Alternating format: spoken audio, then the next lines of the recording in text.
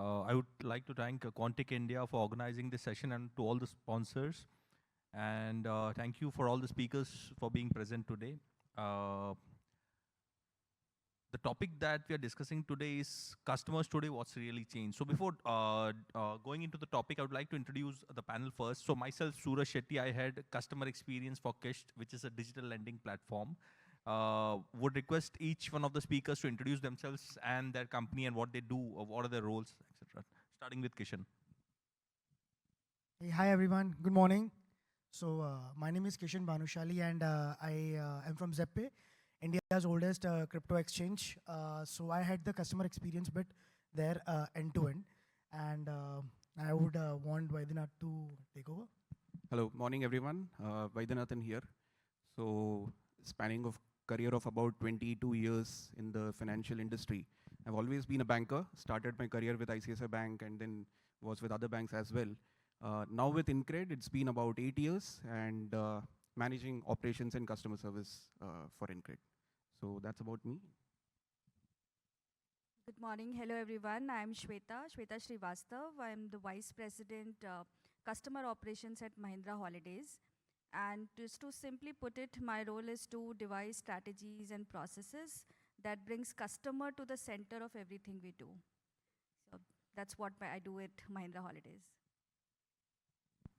Hello, all, I'm Nilesh. I work with Pilgrim as a SVP for customer experience. Pilgrim is a D2C and an offline brand which sells beauty and haircare products.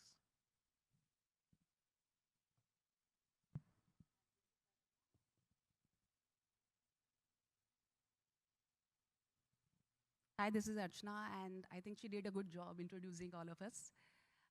I'm part of Reliance Jio. I'm associated with Home Business of Reliance. Home Business is all about broadband, high-speed, ultra-speed products, internet, STB. And we are trying to elevate the customer experience through a lot of digital transformation. And that's what, through the questions, we are going to share today. Thank you. Hello, everyone. This is Sharbani. I look after customer service at DHL Express and all the traditional channels, which are now getting changed and modernized because of all the technology we are getting. And I have worked for 30 plus years with 50% of my experience in the financial services industry, in the banking industry. And now in logistics, it's a very exciting space. So I'm very glad to be here and share our stories together. Thank you very much. Thank you. Thank you so much for the introduction. Coming to the topic, we have a diverse set of leaders over here from different industries. It's a mix of leaders, financial services, logistics, D2C, etc. But one thing is common over here, and that is the customer part, the customer experience part. No matter which industry you are in, there is a change in customer behavior. When we say change, the kind of expectations that customers have from the service providers are changing rapidly. And to meet these changes, there's a new technology available, which is AI, which everyone is implementing. But at the same time, no matter what technologies you implement, there are some basic fundamental rules that we all need to understand so that we are able to meet these expectations. Because the expectations of customers were already there. They have been since long. But 90% of business leaders feel, customer experience leaders feel, that customer expectations have very much increased in the last 5 years in terms of speed of services, the quality of services, etc., and as well as the pricing. So the product and pricing do play an important role, but apart from that product and price, customer experience is an area where companies are competing very heavily and they are investing very heavily on that area. So I would like to give an example. Since I'm from financial services, I'm very curious about any new financial services products that come in the market. So I was using this QR codes. So we daily make payments from QR codes. So I was at a general store, I was making a payment. And I saw he has 4 QR codes: Paytm, PhonePe, GPay, BharatPay was also there, and some other company. But I noticed that he was always referring customers to make payment from PhonePe. So I just asked him, what's the reason? Like, कुछ incentive मिलता है आपको, कुछ ज़्यादा better services देते हैं, क्या है इसमें? Because as far as I knew that the other companies, especially the new startups, were providing better discounts and cashbacks, but still he was preferring a PhonePe QR code, which was battered down and very old QR code, but still he was preferring that one. And it was not a very good looking one. It was a very old one, whereas the other ones were very shiny and great looking. So I asked him, why are you referring this QR code specially to all? Uh, he gave me an answer which I think will come out only when you speak to customers. And his answer was that whenever I have an issue, they come to my doorstep and resolve the issue, and I don't have to contact anyone to get my resolution. They don't have to contact customer service at all. So basically, whenever he faces a problem, the app is not working, the payment settlement numbers are not matching, or he has any problem with the refunds, he directly asks the sales executive, the person who installed the QR code, he comes to the shop, solves his concern, and he doesn't have to come every day. 1 or 2 times they may have an issue. And that's what is building trust among the small merchants. They feel someone is there with whom I can speak, I can see, I can feel. Physically, someone is present for the brand. And this guy is much more trustworthy than the other brands who are not physically present, but they're providing all cashbacks, and there is a contact center. Someone is speaking in English, I don't understand what he's saying, and he's not able to understand what I'm saying. And they may have AI as well, but this guy who is standing at the doorstep is doing a better job in branding than the entire other all competitors combined. So that was a learning experience for me, which shows that no matter what technologies come up, the most important part would be to speak with customers on a daily basis and be there with them to know what they actually feel about you. So starting with the topic, my first question would, to all the panelists would be, starting with Archana, how do you think customers today define value? Is it price, convenience, experience, or something else? What is value for customers? Thanks, Suraj. So I will look at it as old model and new model. When I talk about old model, so these are years which are gone by. So in old model, the lowest cost used to win, right? If we look at the new model today, or in like last 24 months, things have really changed. The value is more layered, you know. Now it is not a play of one single attribute, which is cost. Now it is a play of experience, convenience, quality, lot of stuff. And why am I saying that? I'm saying that because I have experienced that as a customer and also as a customer experience leader. Now, let's look at some of these stats globally to further validate what we are feeling. If we look at a couple of CX reports, recent CX reports, so let's talk about PwC. Their 2025 report says that now cost and the product quality are table stakes, you know, and the differentiation is more about meaningful experience. Even if we look at Morgan Stanley, I remember, they are saying now customers are more eager to pay convenience premium, you know. So that's the place where convenience beats the cost. So there are a lot of stuff which further signifies that it is no more a single thing. Let me share some of the examples which as a customer I have experienced. So last month I visited VFS Global. I had some visa application processing there.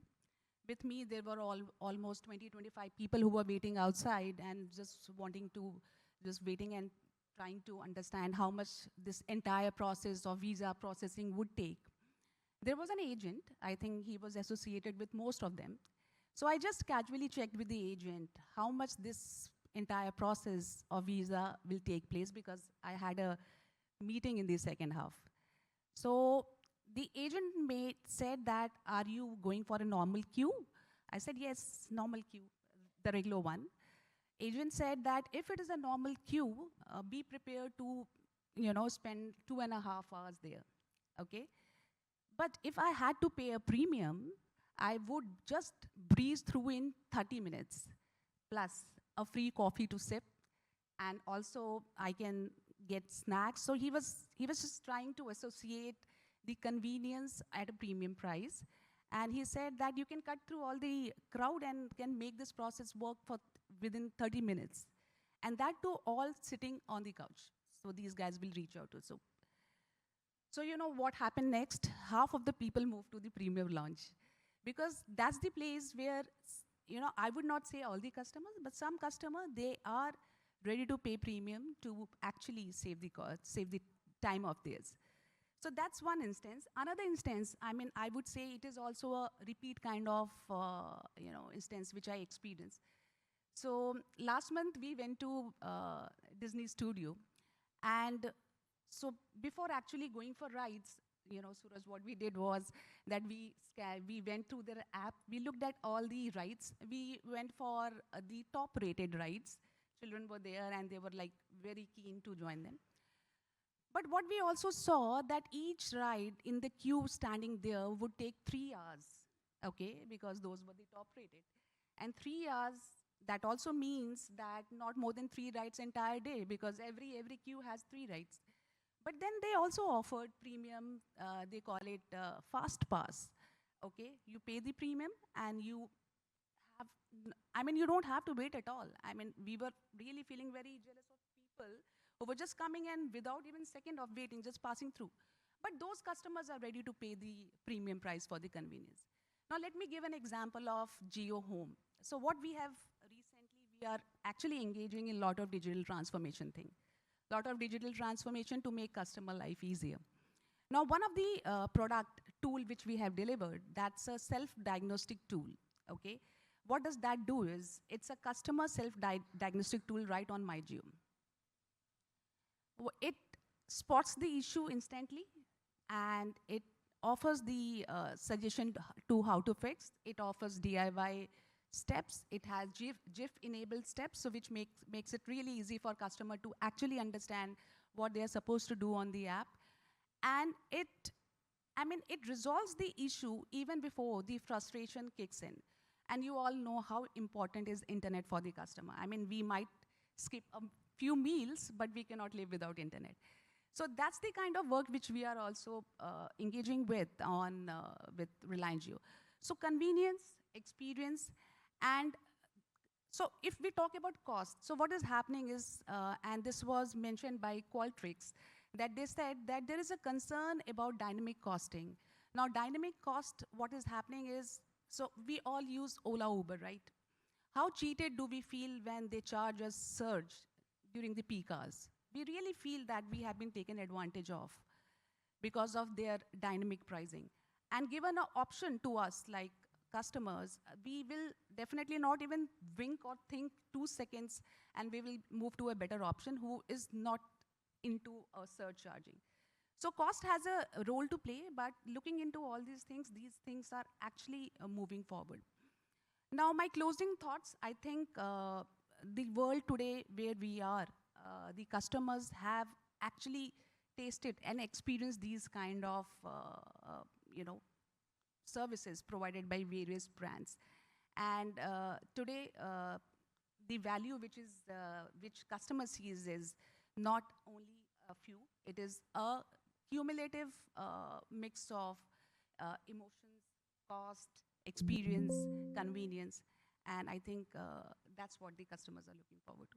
Thank you, Archana. I get that convenience is taking center stage, whereas other factors are important, but convenience is taking center stage somewhere in all services that we're giving. Nilesh, what are your views on this? Sure. I think I'll talk about it in 2 aspects. One is product and then the service.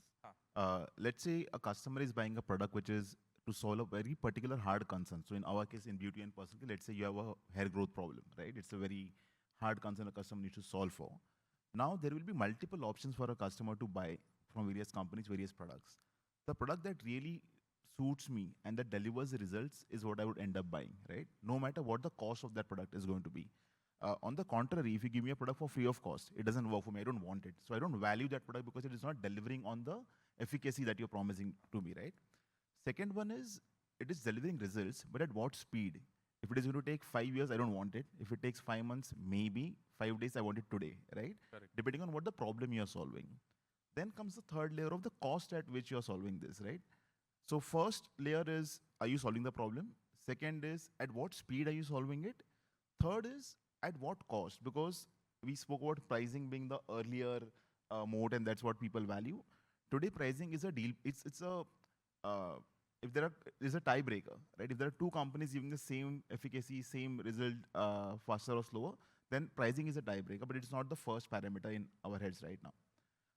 Secondly, talking about service, right? You gave an example of the visa application process, or be the Uber that we take every day, right? As a consumer, I'm saying I'm willing to pay a price if you solve for two or three things. One is, can you save me time? If it saves me time, which is 2 hours in a visa queue line, I might as well do that because I can do better stuff with my time of those 2 hours. Secondly, is booking that service hassle-free? Because if you're going to make me go through one hassle of booking that service in the first place, it is of no, it's counterintuitive for me, right? And that's where the convenience comes into the picture. If you can provide me a convenience which allows me to do other things which are important to me, then I'm willing to pay a price for it. So in my head right now, it is efficacy plus the speed of delivering those results and cost when it comes to a product. And in case of a service, it has to be time saved and the hassle-free convenience. Thank you, Nilesh, for putting out so clearly. Shweta, your thoughts on this? Yeah, I think great conversation so far. You all covered most of it. Um, you're asking customer value, is it price, convenience, experience? I would say all of above, but I will sum it up by saying it has to be effortless, frictionless, right? And you be there where your customers are. So let me give examples since you all took picked examples of retail store, right? Physical ones. I will, since my most of the experiences with e-commerce, let me take an opportunity to, paint a picture here. So when you buy, and everyone buy online, right, these days, when you go through a customer journey on any app, you're buying a product, a friction, how the journey should be in everyone's mind, how will you imagine? You will select a product, you will see a price, you will compare, you will select, there will be some offers, price, promotions, something will fit in your, suitability, you will apply that, make payment, everything goes well, you'll wait for the product to come. If it is a, hotel booking, you will wait for vacation to, start, you will check in, you will have a, a sightseeing, etc. at that place, you'll check out. So there are multiple touch points throughout, right? And as I talk, it looks like a very, very, frictionless, seamless journey, but it always doesn't happen like this. So often you get stuck at the first starting only when you're selecting a product, right? There is an offer that you want to apply, it is not getting applied. A simple thing, it is not telling you why this offer is not applicable to your cart, right? Just a simple information. Then you're making it difficult for customer to buy it there. Then you're moving to the next phase of making a payment. It is not telling you at a payment stage most of the information. Maybe the payment failed. Maybe you were not able to complete the transaction due to XYZ reason. Again, a complexity, there with you with your customer, and so on and so forth. So what I'm trying to say is that what customers today are looking at is a frictionless, effortless experience with the brand where they get served on its own. So they don't have to do anything. So as a brand, proactively you assess the need and you serve it then and there, or maybe eliminate the need for customer to contact you, right? So that is a kind of, I think, it translates into a lot of value that customer will perceive for any brand. So that's what I would like to add, my small addition to this whole conversation. Thank you, Shweta, and thank you for bringing that online e-commerce angle to this question. My second question to the panel would be, do you think customers, starting with Vaidyanathan, do you think customers are becoming more demanding or just clearer about what they want? Especially, we have seen that Gen Zs have been more clear about what they want. They are more specific about what they want. And so do you think customers demanding more, or they are demanding specific things which we are not able to understand? Thank you, Suraj, for that question. I would not restrict this only to Gen Z, per se. In fact, even the generations before. Sorry, do you really think Gen Zs know what they want? I think so, because No they have been to very any Gen Z specific. sitting here. They Sorry to may interrupt. be wrong in what they want, but they are clear in specifying what they want. Just a joke. Yeah, but contrary, I think even the generations before have become more smarter and clearer in what they want. Digital world, right? I mean, we are no longer into paperwork and things like that. So if I specifically talk about my industry into lending, there used to be days where a customer would walk into a branch or an office, submit documents, and apply for a loan, for example. Today, there is no need to walk into a branch. If I talk about a pure digital loan, the customer applies everything online. The form is submitted online. The customer is aware about what are the terms and conditions of the application or the loan which he or she is applying for. So even before the customer gets onboarded, the customer is aware about what they are into, what product they are getting into, right? And even regulations, right? Regulations today are getting stricter and stricter day by day. They are changing policies and products day in and day out, right? So that the customers can be clear in terms of what they are getting, right? Create more transparency. And also they are providing an approach to the customers that they can be more self-serve, self-dependent, and they can also self-serve once they are onboarded, things like that. So you cannot hide anything today from the customers, right? Again, if I take examples, a sales manager, again, in the same context into what I am into, a sales manager may force the customer to take insurance on the loan, which is actually not mandatory, right? It's good for the customer to get secured, but it is not a mandatory thing to have, right? So today customers are clear that they don't want insurance or they cannot be forced into getting an insurance. In another context, if you walk into a, let's say, to buy a car, for example, right?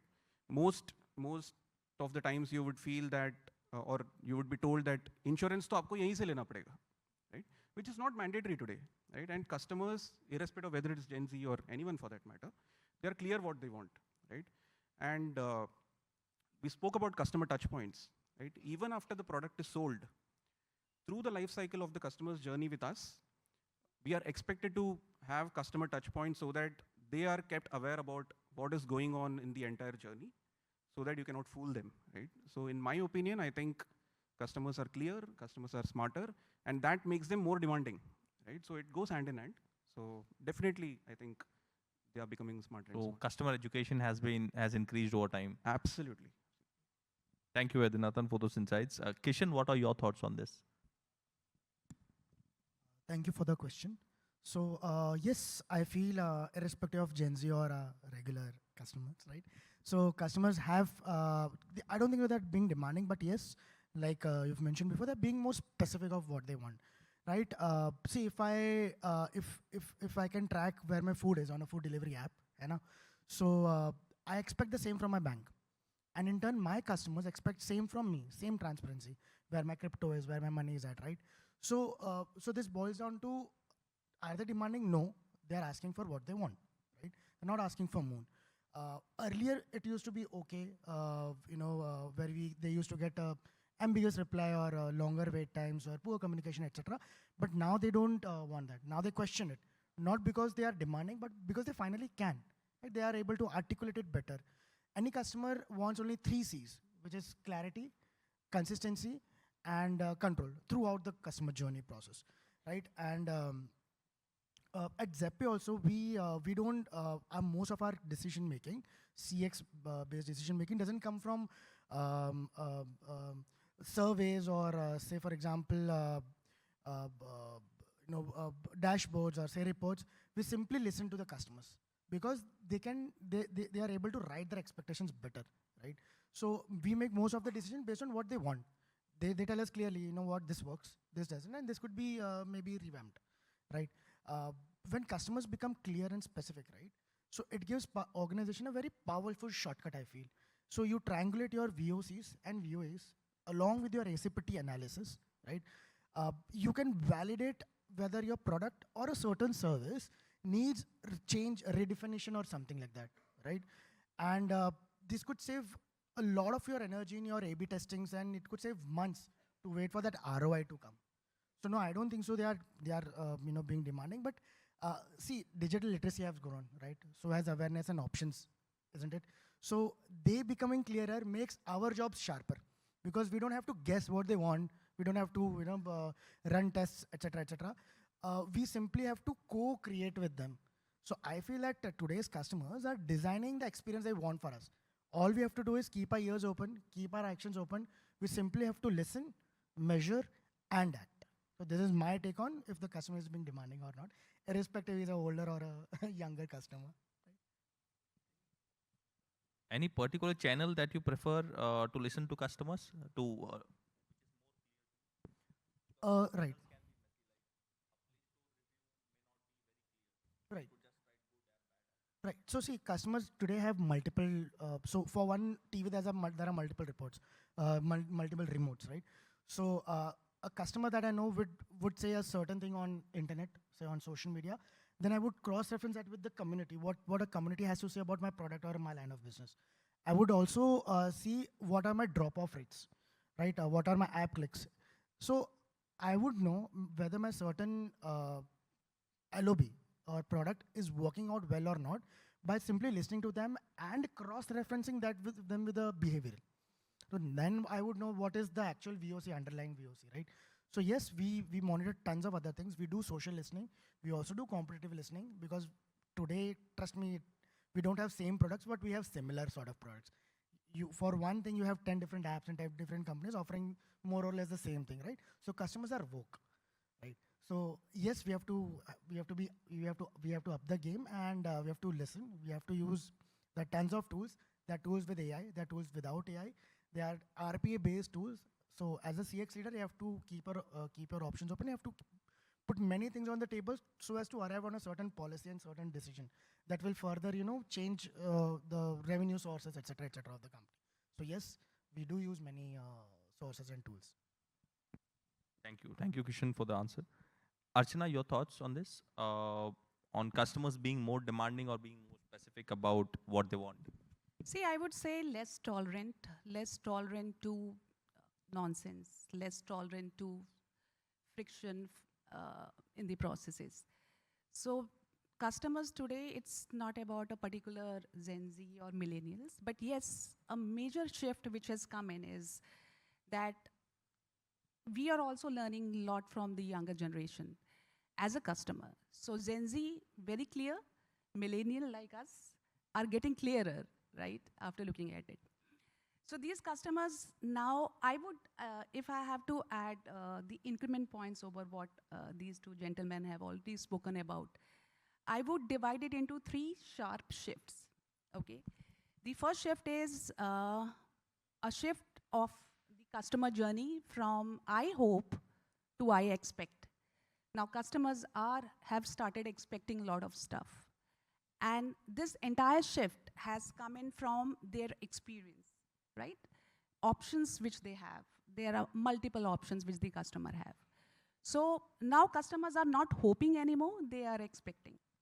Now, if you look at, again, getting into some of these stats, 96% of the younger generation, young people, okay, they have, in one of the surveys, they said that they feel their requirement, their expectation are significantly increasing and that shift has come in last 15 months. So that's something which is happening. The second thing which is happening in the customer's journey is, clarity is coming from lived experiences. Lived experiences when we talk about, so, the examples which I was quoting, that the choice is completely in the hand of customer. You want to pay slightly higher cost because you value convenience more. You want to have a great experience, then obviously you can associate with the brands which are offering you that. So that clarity is now there in the consumers.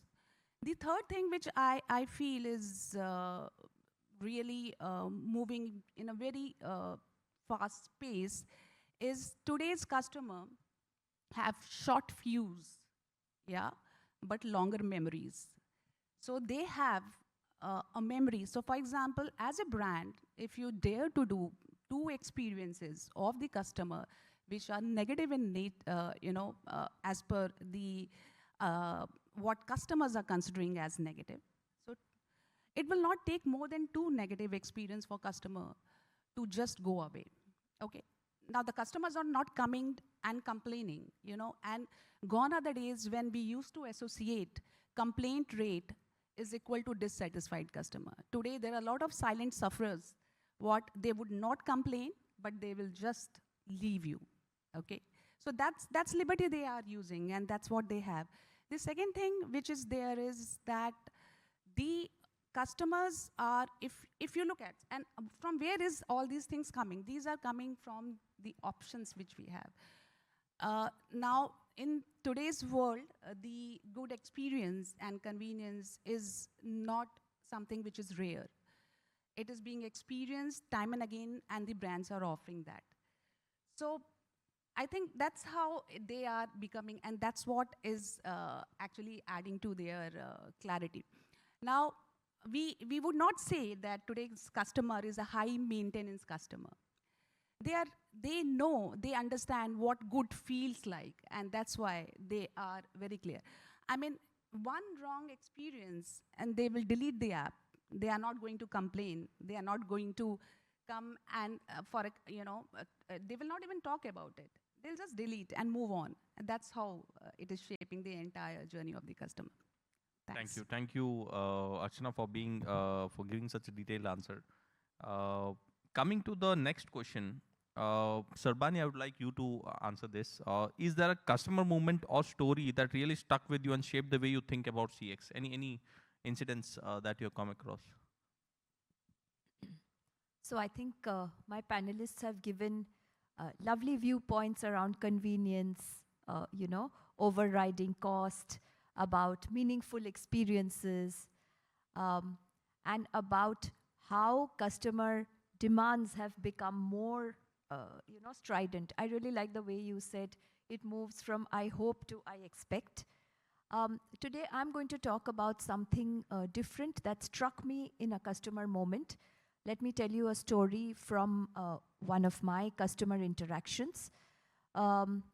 So in this case, there was a lady in the UK, and she was shipping medicines to her mother in India. She had 3-4 courier services, logistics providers to choose from, and she chose DHL. She also, of course, dealt with the contact center, but she sent a mail right to the top. She sent it to our country manager and myself because it was a very unique case. And she said that I'm giving it to DHL because I trust DHL. DHL is charging me 3 times the amount. I'm choosing a service which will reach this medicine to my mother who's suffering from cancer. And so she gave this medicine to us only because she trusted DHL. And there was another story which this week somebody told me about the DHL brand. There was a customer, an NRI customer, and his father had visited our retail counter. So after he came out of the retail counter, it was raining incessantly, and the gentleman was stuck under a bus shelter.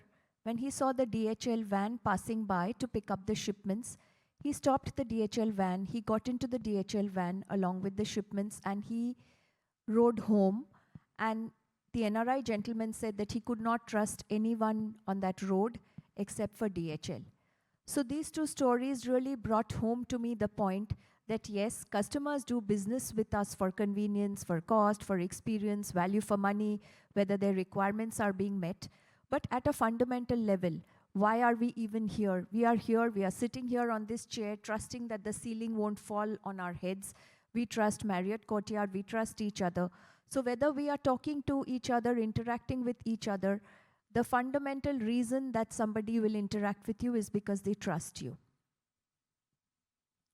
And those two stories really brought home to me that point in a very, very powerful and impactful way. And I thought of all that I had learned, like Maslow's theory of needs shows us that safety is the primary human need. So when we put our money in a bank or we entrust expensive products to be shipped from country A to country B, trust is what our customers are looking for at a fundamental level. They may not articulate it, but they will trust and therefore do business with us. So that was my customer moment. Thank you, Sarvani, for that great example. I think, yeah, and trust has to do a lot with the culture that the company has built, the employee behavior, etc. And it takes a lot of effort, but it does pay in the long term. Yes. Thank you so much. Shweta, your views on this? Yeah, so there are quite a few stories, but let me pick up two here.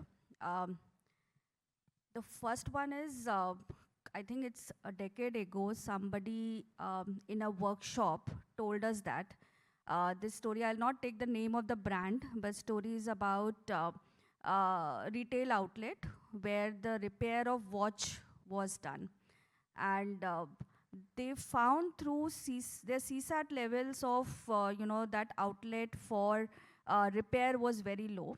And so they found from the, VOCs that customers are fed up of waiting for too long, right? So that was the problem identified. And then you know how it happens in a corporate, CFT was formed, cross-functional teams. People came together to solve this a problem where average waiting time at the retail store was close to 45 minutes to 1 hour, and they took the goal of bringing it down to 10 minutes, right? And a whole thing happened. There was a project plan, technology came in, they augmented the retail's staff, added technicians so that they can match the number of people available to serve to the volumes that were coming in, footfall that was coming in. All of that happened as a project. It was delivered successfully. By end of it, I think 6 to 8 months it took for them to bring down the average, waiting time at the store from 45 minutes to 10 minutes.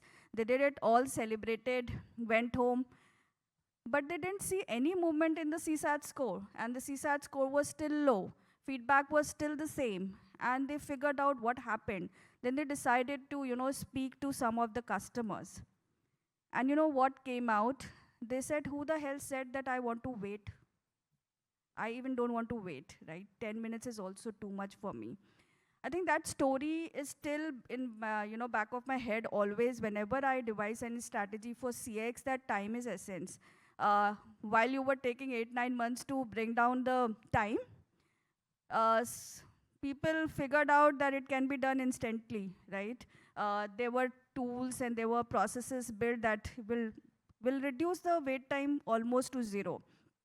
So you should not, so it is an ever-evolving space. The customer expectation will keep changing.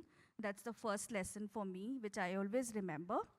And the second one is, I think everyone would know about Zappos. It's a online shopping site in US. They sell shoes, right? And the CEO of Zappos was Tony C. He's now no more.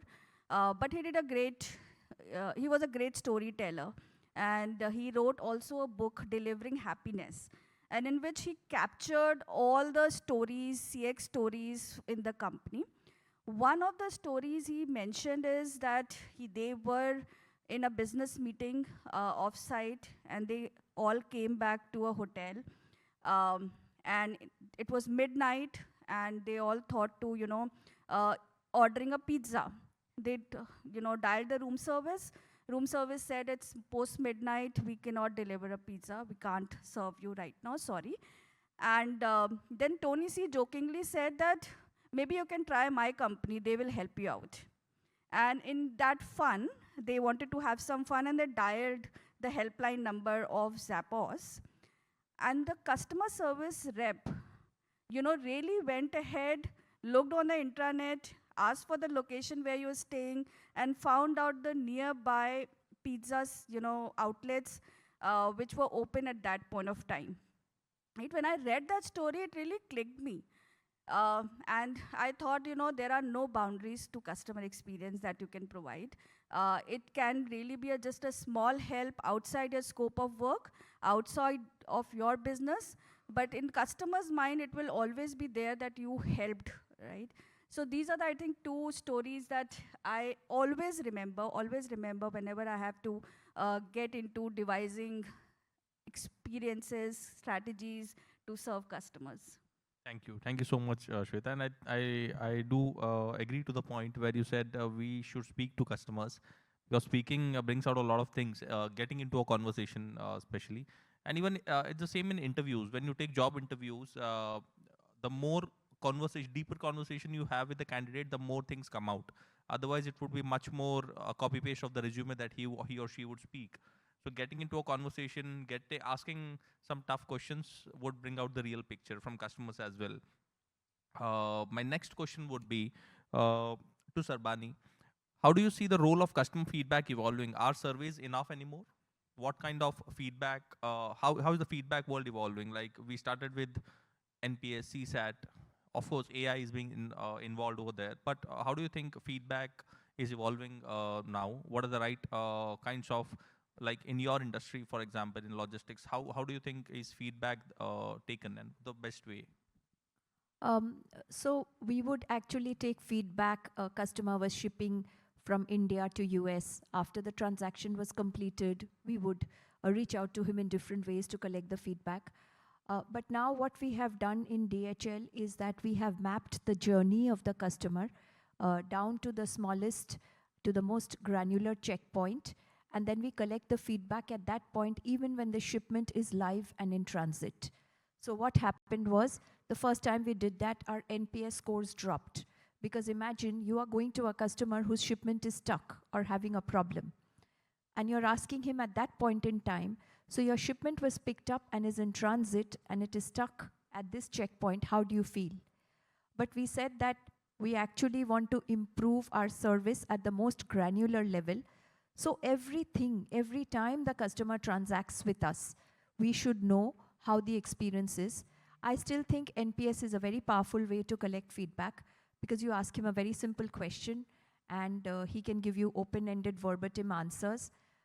In this regard, we use a tool which helps us to collect all the verbatim feedback. And there are so many AI tools. We put it into an AI tool in a sandbox because we don't want that feedback going outside.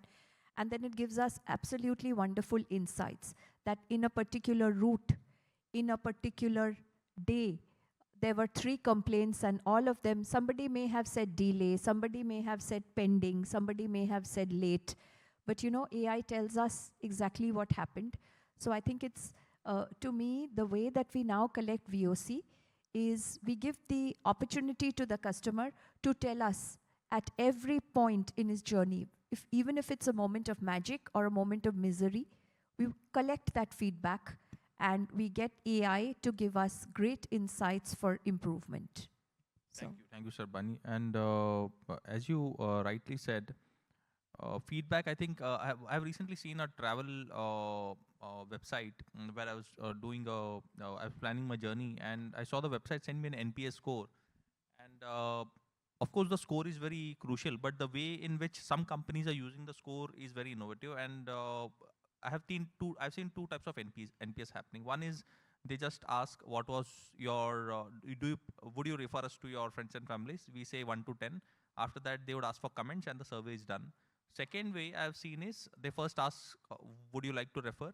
If it is positive, they would ask what was positive and they would list down some 10 items. And those 10 items are the part of your journey, like transit, onboarding, booking, sign-up experience, customer service, field agent, everything they list down. And they say select which was the best. And if you had rated bad, they would select which was the bad. So they know exactly which point of the journey the bad rating belongs to. And then they would further have one more level. Okay, you have selected customer service. What was bad in customer service? The IVR was bad, the agent was bad, the resolution was bad, the wait time was bad. And then finally, the comment. So I think companies are getting innovative on the NPS part as well. And that's where getting the right input has become very essential. Otherwise, when people write too much on comments, it becomes very hard to understand. Thank you for your comments. We actually do the same, but we know when we get the feedback, we know which part of the journey is coming from. Okay. But you know, in today's day and age, people have the attention span of what, 8 seconds? A goldfish, they say. So we know we don't ask him the questions for which they already have the answer. So at every transaction moment, if you have a pop-up, you just put your comment and you can say disgusted and this happened or super happy. So you'll know that from your feedback. But we are also not, flailing us over the head about our poor scores. We are more interested in the feedback. Right. So that's how we have shifted to making it very simple for the customer at the point of his interaction in real time to give us the feedback. So you collect it at different parts of the journey? At multiple different times? parts of the journey, you book a shipment, you get a pop-up. Your shipment has a checkpoint, you get a pop-up. You can Then you just- consolidate it and get a Yes. full view. Okay, That's great. right. Thank you, Sarbani. Coming to Nilesh, how do you see customer feedback evolving, Nilesh? I'll just go back to the point which Swati made about that watch store, right? We spoke about taking feedback. We thought something is a metric we should move, and customer really doesn't care for it, right? So again, is a customer demanding? I think customer will demand something if he knows what he wants. I think brands don't know what customers want. We believe that our offering is something that they should take as it is, but we don't understand them. Talking about the whole feedback thing, I think our survey is really important. I think it's only a starting point. I hate it when a brand sends me multiple surveys because they feel I'm just at their disposal to give them feedbacks, right? It's not my job as a customer. But as a brand, I want them to send and answer as many questions as I can improve my services, right? So I think I'll divide it into two ones. One is the pre-purchase feedback, and second is the post-purchase. Post-purchase, if you've done a bad job, you'll definitely hear from the customer. You don't need to send a survey also. They'll come to your support team, they'll go to social media, they'll write it somewhere and have a nasty comment for you, and you'll have to learn from it, obviously. What we also try and do is, we do co-creation. I think Kishan spoke about co-creating products with customers, right? In D2C, the scale at which we operate, right? We manufacture, say, 50,000 units at a time. Imagine if that one product is bad. 50,000 customers will get a bad product. I'll get 50,000 bad reviews, and all that money that is spent in CAG, the product manufacturing, is going to waste, right? What we have now started doing is, despite being a startup, we're not an HUL, we speak with customers before we make products. So imagine, before the manufacturing is done, 300 customers will get a product from our end. They'll test it, try it, give us feedback. If we need to make any changes to the product, we do it before we launch it to the market. And only then, after correcting the product to the best and accurate format, is when we launch to the customers, right? So I think feedback is not just post-purchase, it also you can create products with your customers. Talking about surveys and the post-purchase feedbacks, I think every bad experience is a great opportunity to create brand loyalists. We have a mechanism where if you've rated us bad on a product or any experience, the team will call you within 15 minutes. Imagine you giving a very nasty comment for whatever reasons, and the person calls you saying, I just read this, I'm really sorry, how can I help, and what has gone wrong? That is something we take very seriously. Also, the customer support team acts as an input to a lot of process excellence that we do. Every time we get customer query or a customer complaint, we don't want to solve for that just one single customer, right? What process went wrong, how we can fix it for the rest of the 1,000 or 1 lakh customers that we have. And as I said, survey is just one part of it. The best way to talk to get feedback is talk to customers. So our team literally speaks to around 40, 50 customers for any single project. We have a quant of around 500 customers giving us data, but quant will give you direction. When you speak to customers, you'll get to know that I didn't want to wait even for a minute. Forget about 10 minutes whatsoever, right? So I think surveys are a great starting point, but the actual meat comes from talking to customers day in, day out. Yes, I think I really echo that, you know, while your survey will give you the broad trends, there is huge value in constantly speaking to your customers and talking to even your internal stakeholders. Like if there is a problem and I go on to the customer service floor and I ask the executives, they're able to tell me that today the customer is saying this. You know, I don't even have to look at any statistics or do word cloud or do AI. So yes, talking to them directly is great. Thank you. Suraj, I'll just take a minute if Sure, you definitely. See, it's a very interesting topic of feedback. Slightly a different opinion here. I feel surveys are a very reactive way of actually understanding your own internal frictions, okay, which otherwise we could have known as an organization.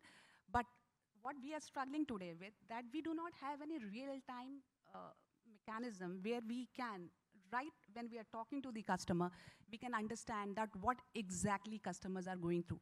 There are a lot of work which AI, with the help of AI, the organizations are doing. And in our organization, we are also trying the same thing.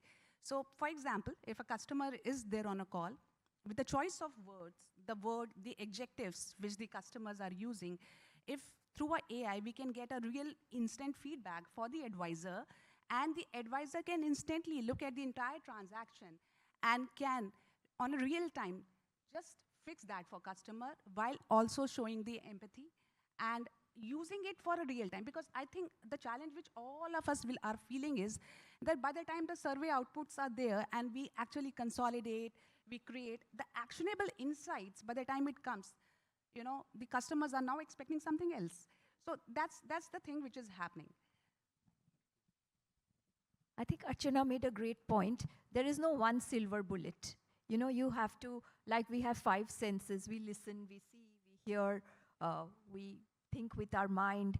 So, you have to collect feedback in as many different ways. Now, your sentiment scores, okay, will show you what the customer sentiment is. So, we have a structured program in DHL across the organization, which I think it's a wonderful program. It's called Feel the Pulse, where all the managers are mandated to meet customers and put the feedback on a tool from which we can extract VOC. So really, there is no one silver bullet. There are just many, many ways, many, many approaches of doing it. Thank you. Can I just add quickly Yes, one please, yeah. point? Because we're having a great conversation.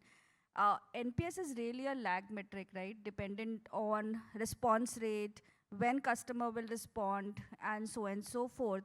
I think if we can map internally lead matrices, which you can monitor on real-time basis, every hour, every day, every week, every month, and then map to NPS, you will see, great correlation. If your lead metrics are improving, you will automatically see your NPS going up for those transactions. So that is just one input from my side. Thank you. Thank you, Nilesh, Shweta, Archana, and Shivani for those inputs. Thank you. Coming to the next question, Vaidyanathan, this is for you. If you could erase one bad habit companies have with customers, what it would be? Okay. So, be with the customer throughout the journey, like I said before. Right? That is something which most organizations miss, right? And I would always say that the ownership of customer service and improving customer experience does not solely lie with the customer service function in an organization, right? Everyone is an owner, and everyone needs to know that the customer has to be taken care of till the journey ends, right? It's not about only till the product is sold, but even after the product is sold. See, we should show the same amount of empathy and compassion with the customers even after the product is sold, is what I'm trying to say. Many times in the quest of, increasing business volumes, adding to customer base, recoveries, and things like that, we miss out on the post-customer experience, right? After we have onboarded the customer. I would not say this is a bad habit, which most organizations may have, but it's a great opportunity to improve from what the customer is saying. Feedback, we spoke about feedback, such a diverse topic that we can go on for hours talking about customer feedback. Today, obtaining customer feedback itself is a problem, right? What mechanisms do you have to obtain feedback from the customers? Obviously, we have, when a customer calls you, a link may go to the customer asking for a feedback. When the customer writes to us, the response goes, we may take a feedback. But what kind of analysis we are doing to ensure that what the customer is saying, whether that is being incorporated in your processes or not?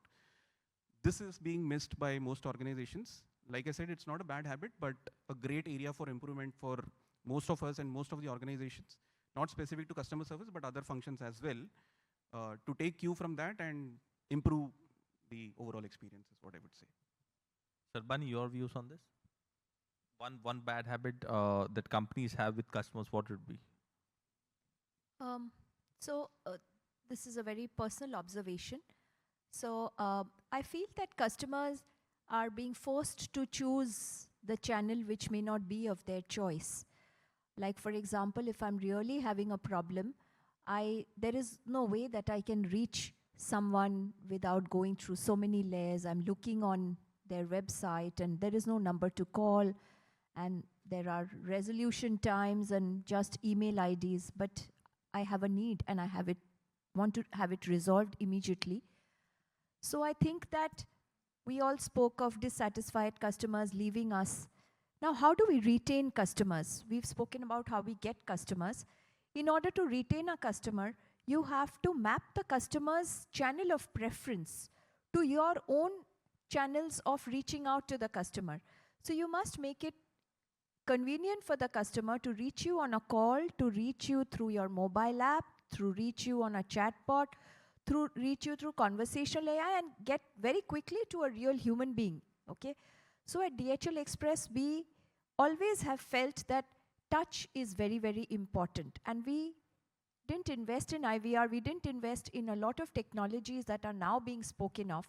But now, since the market has evolved, we are using a mix of touch and tech, because touch, our old customers, our traditional customers, like a bank, they would be very hesitant to do a conversational AI conversation when they are shipping LCs and bank documents which can, you know, be hijacked on the way, and the shipments which are lying in the port can be taken away. There are huge risks when there are letters of credit. So therefore, you want to reach a human being. So for a long time, we even advertised, speak to a human voice in 3 rings. And we ensured that we staffed up, we invested in people. So we gave the customer the touch channel because that was the need of the moment. But now with technology being adopted by customers, there are many customers who simply don't want to speak to us. They are very comfortable going through all our digital tools right from the moment of pickup to the moment of delivery. So in terms of the bad habit, if convenience is such an important parameter for the customer, then make it convenient for him to deal with you. You don't define the convenience for him. And I also want to say that customer service is there is a lot of focus on transit times, on resolving the problem. But the first story, Suraj, you told us, is why is a customer using his old battered PhonePe QR code in that shop? Because he feels that PhonePe is proactive.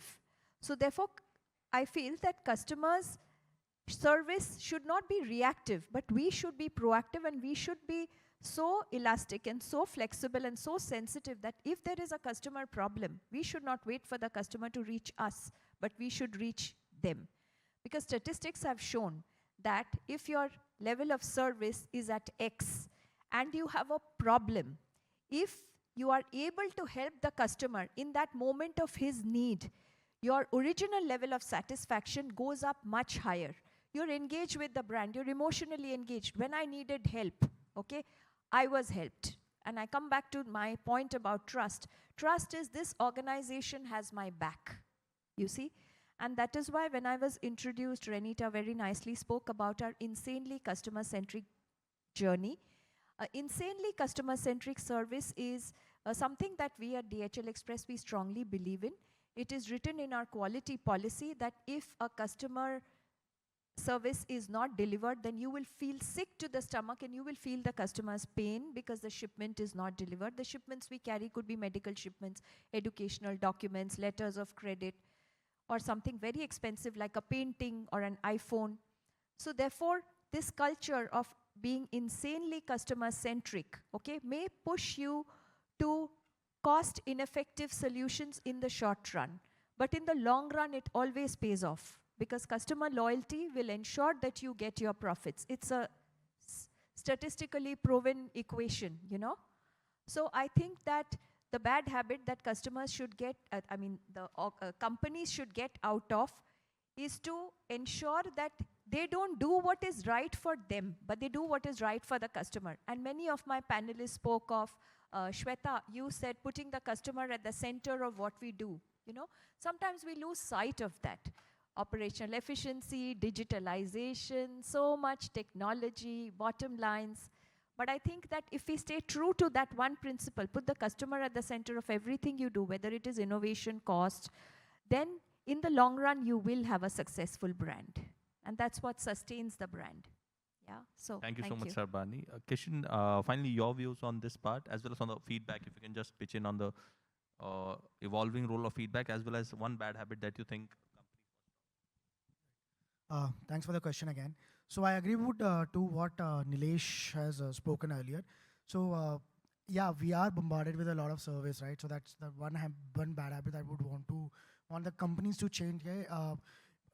Do not send service time and again, right? On every LOBs that you have, right? One question to every one of us here: how many of you have uninstalled an app or stopped using a services in last say 3 or 6 months and have filled a survey about it? Can you raise your hands? See, so we don't bother filling up surveys, but yet we stop, using the products or services. So this means that we need much more deeper and passive feedback models. So I'm not saying that surveys are not relevant anymore. They do. Structured data always helps, right? But customer, like we spoke before, talk to companies in other modes also. Say you have WhatsApp chatbots, you have your website chatbots, you have your support tickets, right? There are sentiments on those. Then there is tone that you speak over the phone, right? So all these are small things that customers talk to a company, right? So feedback is evolving in two folds, I think. Number one is a real-time ambient feedback, where customers don't actually fill up a survey, but they would maybe abandon a certain flow. They would not complete the journey, leave the products in cart and not process the payment, etc. So these are all signals that they keep generate, right? You have to be very vigilant about it. Second, using AI. So AI can now sort of read 10,000 tickets and say what the sentiment is, right? They can read thousands of conversation and AI can predict what would be the point of friction there, right? AI can also combine your surveys with your product metrics and the behavior logs that are going on, all right? So when you stitch all this together, you get a very powerful, trivial BI, right? That will sort of help you to strategize your, say, replies, your drafts, your policies, your refund policy, etc. Tons of other things by just doing this, right? Like IBM had released a survey this year about some sort of trend. They said that 70% of the CX decisions that are made by the companies are only based off those 8 to 10% of customers who are constantly giving surveys, right? So this means we are judging happiness, customer happiness, in a stadium by just talking to 10, 15 people. So this isn't fair, right? So a CX leader, right, must not only give importance to service, but also to this behavioral feedback, this AI prediction, also sentiments overall, and a community signal. Like what is in general, what are people in general thinking about your product, right? So this is what I feel, that survey is something that customer remembers, right? Behavior is something that customer felt. And these two must be combined with your prediction, AI prediction. And I feel a CX leader or a company who can blend all these three things together will lead the next decade of customer experience. So that was my closing statement. Thank you all. Thank you. Thank you so much, Kishan. And thank you, each one of you, for your time and for the great insights that you shared with the audience. I'll just take 1 minute. If anyone has any questions, you can just raise your hand, introduce yourself, and ask it to the respective speaker. Any questions that you have? Yes, we have one person. Yeah. I'll pass on the mic 1 minute. Pass on the mic. Please introduce your name and your company name, and you can direct the question to a particular speaker or to the entire panel.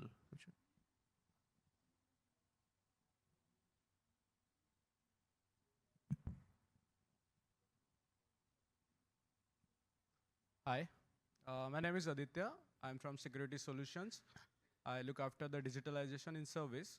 My question to Archana, as we heard you, one negative feedback can lead customer to delete the app directly. They will not shout anywhere, but they will simply suffer in silence. I understood, but and I can relate it also. But as it is a challenge, so from your point of view, how can we address this? Or is this a situation where we, as a service provider, cannot do anything? Thank you, Aditya. I think I would like to answer this in a way that it's not always the cues which customer leave with us to understand how he is feeling. As a brand, we have many matrices where we can actually understand how customer is going through. Is it a healthy path, or he is in a way to exit? So I'll just explain with an example of Reliance Jio. To understand, so for example, let's say a customer has taken a plan of 300 Mbps. He has a STB, okay? Now, he has been doing a usage of, let's say, 10 GB per day, okay? over a period of time, if I have to really understand how this customer is doing with our brand, so I will look at their usage pattern. So if the engagement drops, okay, if he's reaching out to our various channels but still being unheard, if he is actually downgrading these services from 300 Mbps to, let's say, 30 Mbps, that's a clear indicator that the customer is, I mean, it's time for us to look at that customer and offer a solution which may help. So we, in our retention process, we have a process where we reach out based on these internal KPIs to customer even before he voices it, right? So we do a campaign where we are, and it's no upsell campaign. It's a purely service campaign where we try and understand from customer. That, for example, I'll give you another, so let's say during weekends we expect, and the trend says that most of the customer will make best of the internet. You will do a binge watching, you are using STBs, you are on the internet for XYZ things. But if during the weekend your usage drops, so we get in touch with the customer. And sometimes it's very valid voice which comes out of the customer that I was on a vacation, I was not there, so hence I have not used. But if the customer says that there are certain degrade or disruption which he is facing in these services, that's the time when we send in our engineer to do a kind of a health check and also a check of their services. So that's how we are going about it, Aditya. I hope I have answered it. Yes. Thank you. I think, Archana, you said very well. So I come back to being proactive, So rather than being reactive, if you are proactive, then the silent customers who are leaving you, you will not allow them to leave. You will be able to retain them. Okay? Thank you. Thank you so much for your answers. I think, we are, thank you so much for being a keen listener and participating in this discussion. I would end the session over here.